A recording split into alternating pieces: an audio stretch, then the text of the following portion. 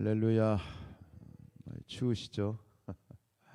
연일 아주 영하권에 예배당도 지금 온도가 잘 올라가지 않고 있는데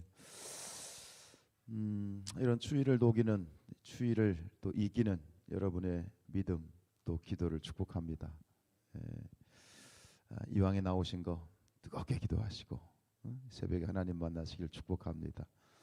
우리 성산교회 성도들의 사랑과 또 적극적인 협조 가운데 어제 우리 또 최상수 집사님 장례식을 참 은혜 가운데 참 조용히 이게 이렇게 그 장례식을 진행하는데 처음에는 좀 이렇게 딱딱한 그런 분위기였거든요. 굉장히 힘든 그런 분위기였는데 그 집안의 분위기가 그런데 이렇게 어제 마지막 이제 납골 예식을 딱 마치고 끝나는데 참 은혜스럽다라는 그런 마음, 하나님이 굉장히 큰 마음을 이렇게 주시더라고요. 이게 하나님의 은혜구나. 끝까지 정말 납골할 때까지 끝까지 참여해 주시고 추운데 고생하신 우리 장로님들 또 권사님들 감사합니다. 이게 교회죠, 그죠? 오늘 솔로몬의 정치를 봐도 그렇습니다. 지금 여기 보면 이 솔로몬이 거느린 신하들 그리고 12지방을 나누어서 그 12지방의 관장들, 우리로 말하면 지방 뭐라고 말하죠? 경치사 이런 사람들, 그런 사람들의 목록이 이제 19절까지 나오고, 그리고 20절부터 마지막 34절까지는 이제 그 얼마나 솔로몬의 영화가 얼마나 이렇게 풍성했는지를 이렇게 소개를 하고 있는데, 결국 이런 그 솔로몬의 영화 또 솔로몬의 영광, 솔로몬이 이제 통치하는 이 기간 동안에 있었던 이런 통치의 영화는 혼자 만드는 게 아니잖아요, 그죠? 여기 소개되어 있는 행정 강요들 그리고 지방 관장들, 이들이 함께 솔로몬을 도와서 이제 나라를 번영하게 태평성대를 이루었던 것처럼 우리 교회도 마찬가지입니다. 교회도 함께 할 때 풍성해지고 협조하고 또 마음을 나누고 최선을 다해서 서로가 서로를 섬겨주는 그런 공동체. 평소에 우리 성도들이 이렇게 관계를 봐도 어떤 분들은 오래 신앙생활하면서 전체적으로 관계가 다 두루두루 맺은 그런 분들도 있지만, 어떤 분들은 이 교회 안에서 이렇게 관계를 많이 맺지 못하고, 또 저희 교회 이제 등록하신 지 얼마 안 된 그런 분들 같은 경우는 또 개인적인 관계가 많지 않잖아요. 그럴수록 더 신경을 써야 돼. 동의하십니까? 더 신경 써주고 관심 가져주고 더 이렇게 찾아봐주고 해야지. 나 평소에 관계가 없으니까 안 돌아본다, 이건 교회가 아니에요. 그러면 신앙생활에 그냥 알아서 자기 혼자 신앙생활하면 되지. 더 돌아봐야 돼. 더 돌아보고 기도해주고 찾아봐주고, 그거 바로 교회고, 그런 역할하는 것이 우리 재직들의 사명인데, 그런 역할들의 충실함으로 말미암아 이 교회가 이스라엘이 솔로몬 시대의 태평성대를 이뤘던 것처럼, 이건 우리 교회로 말하면 부흥이잖아요. 부흥. 마찬가지로 우리 교회도 함께 연합할 때 아름다운 부흥이 있게 되는 줄로 믿습니다. 그래서 이 예나 지금이나 교회가 이제 세워지고 하나님의 나라를 세워가는 데 있어서 사단이 역사하는 이런 포인트가 뭐냐면 분열이에요. 교회를 분열시키는 거예요. 마음을 이간질시키는 거예요. 어떤 그런 타이틀이든지 어떠한 이유든지 교회를 분열시키는 건, 이것은 사탄의 역사예요. 명심하셔야 돼요.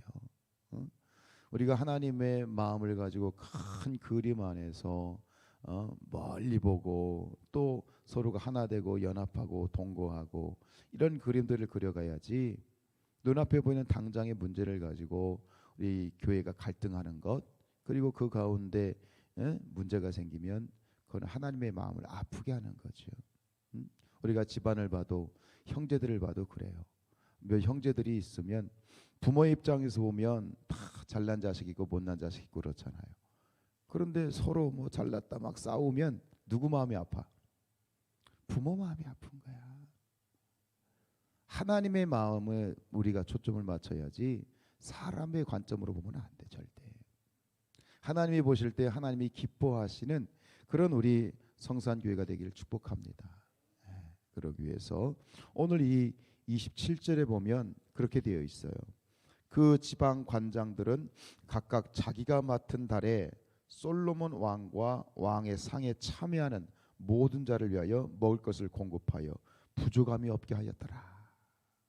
부족함이 없게 하였더라.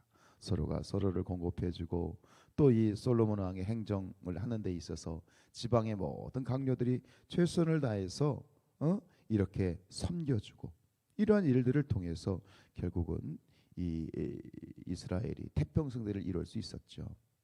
결국 태평성대 이건 무엇입니까? 다른 말로 말하면 하나님의 축복입니다. 우리가 이 살아가면서 두 가지의 삶이 있는 것 같습니다. 하나님의 축복을 이루어가는 삶이 있고 하나님 성경에 말하는 저주를 이루어가는 삶이 있어요. 오늘 이 말씀에 보면 단적으로 29절에 보세요. 하나님이 솔로몬에게 지혜와 총명을 심히 많이 주시고 또 넓은 마음을 주시되 뭐와 같이 바닷가의 모래와 같이 이 넓은 마음을 주셨다. 근데 이 바다의 모래와 같은 표현이 또 나와. 20절에 보면 또 나오죠. 유다와 이스라엘의 인구가 바닷가의 모래같이. 그러니까 이 바닷가의 모래와 같이란 이 표현은 전형적인 하나님의 축복의 문구예요. 그래서 이 창세기 22장 17절에 보면 아브라함에게 주셨던 약속이거든요. 내가 네게 큰 복을 주고 네 씨가 크게 번성하여 하늘의 별과 같고 바닷가의 뭐와 같다? 모래 같게 하리니 네 씨가 그 대적의 성문을 차지하리라. 그러니까 이 바닷가의 모래란 표현은 하나님의 축복을 오롯이 누리는 삶, 하나님의 축복이 성취된 삶을 말하는 거예요. 아브라함이 그런 축복을 받았고 오늘 이 솔로몬과 이스라엘이 그런 축복을 받았어. 그런데 반대로 하나님의 저주의 약속이 성취되는 삶도 있어요. 신약의 대표적인 사람이 누굽니까? 가룟 유다입니다. 가룟 유다. 예수님과 함께 3년을 동고동락하면서 그 천국 복음, 하늘의 천국 복음의 말씀을 아주 가까이서 들었어요. 그리고 예수님이 베푸시는 수많은 이적들을 직접 자기 눈으로 확인했어. 근데 그의 마음속에는 늘 마음에는 뭐가 도사리고 있어? 그가 이 가룟 유다가 바라보는 건 관심은 뭐야? 돈인 거예요. 돈.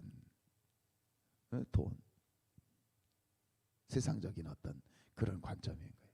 그러니까 결국 메시아이시면서 구원자이시면서 또 자기 스승인 예수를 은 30에 팔고 거기서 또 회개하였더라면 좀 나았을 텐데 결국 돌이킬 수 없는 길로 가서 스스로 자살함으로 인생을 마치는 참 비극적인 결국은 뭐예요?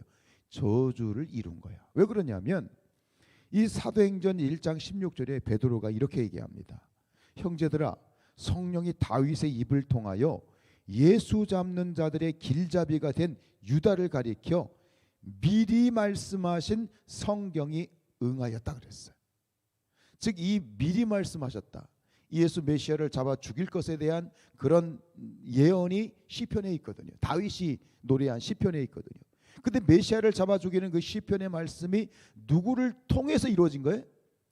유다를 통해서 이루어진 거예요.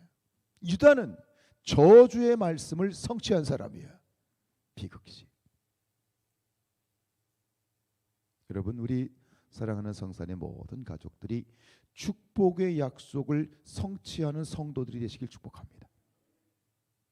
또 동시에 알아야 될 것은 그 축복의 약속을 성취하는 삶이 있는가 하면 저주의 약속이 성취되는 삶도 있어.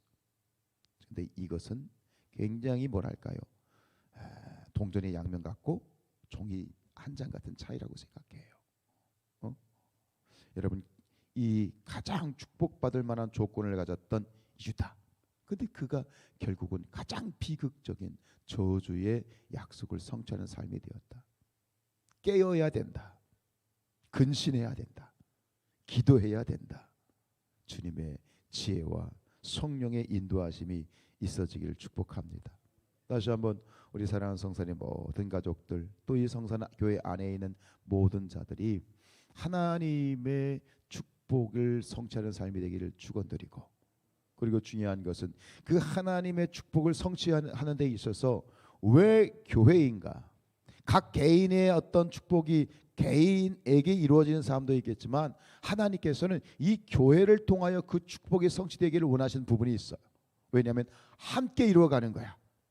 축복을 함께 이루어가는 거야. 교회를 통해서 이루어가는 것이고, 그리고 교회를 통해서 함께 이루어갈 때 그 혜택은 각자가 다 축복을 받는 것이다. 여러분, 함께 가는 겁니다. 함께 기도하십시오.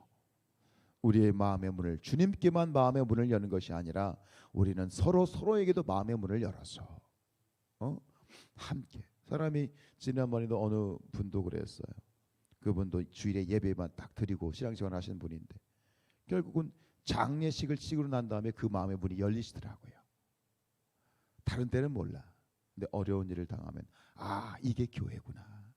이래서 우리가 함께 해야 되는구나 라는 그런 마음이 생긴 것 같아. 하나님에 대해서 마음의 문을 열고, 서로가 서로에 대해서 마음의 문을 열고, 서로를 용납해주고 기다려주고, 그리고 기억할 것은 늘 말씀드린 것처럼 우리의 중보 기도는 뭐냐면 저 사람의 죄를 나의 죄로 인정하고 회개하는 것이지, 그게 기도자의 자세이지, 저 사람의 죄를 비난하고 비판하는 게 그게 기도자가 아니에요. 일단 다른 사람을 비판하면 그건 기도자의 자격이 없어요. 저 사람의 죄가 누구 죄라고? 내 죄야. 나의 죄로 끌어안고 기도하는 거야. 이스라엘 백성들을 위해서 기도했던 모세, 저들의 죄가 용서해 주십시오. 만약 그리하지 아니하실 거면 저를 생명책에서 이름을 지워 주십시오. 그게 중보자의 마음이고 성도의 마음이야. 그런 마음으로 우리 교회가 하나가 되고, 또 기도해주고 중보해주고, 하나님의 그 안타까운 마음을 끌어안고, 하나님의 마음, 그 마음을 여러분들이 끌어안고 함께 나갈 수 있는 그런 우리 성산교회가 될 수 있기를 주님의 이름으로 축복합니다.